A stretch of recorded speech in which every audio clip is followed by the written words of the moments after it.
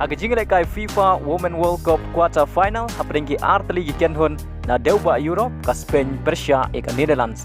Bat kane gade ga sin ga baningkong e bagine gi artli gi kenhun kinya kentu haga jingre kai FIFA Women World Cup.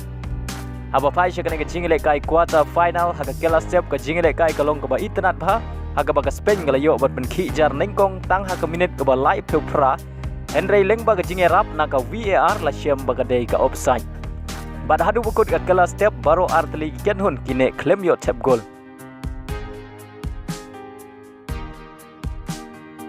Bad haga kela min ka jingele kai kadang kham itnat shushu haga ba baro artli kenhun kila persyang bot pen khi jar bad dei haga minute ka ba nyau pheu khandai ka Spain gala yo ban tap ya ga goal ka ba ningkong jong kane ga jingele kai lengba ka penalty bad ya kane ga penalty jong ka Spain la yara pentikna na ka VAR.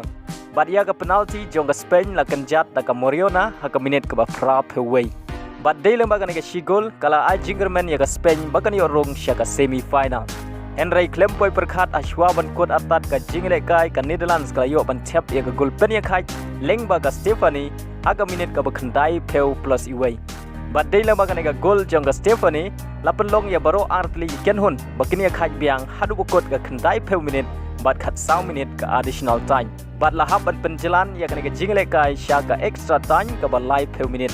Bat day ha ka extra time ka ba live per minute ka Spain ka layo biang ban tap ya ka gol ka ba ar ka jong ka ha ka minute ka ba shispa khatway lengba ka Salman Celeste. Bat day lengba kane ka gol la penlong ya ka Spain bakan penlim ya ka Netherlands da ar la ka way. Bari orong sya ka semi final. Bat kane ga sin ka baningkong e nagbenta ka Spain badi orong sya ka semi final jong ka FIFA Women World Cup.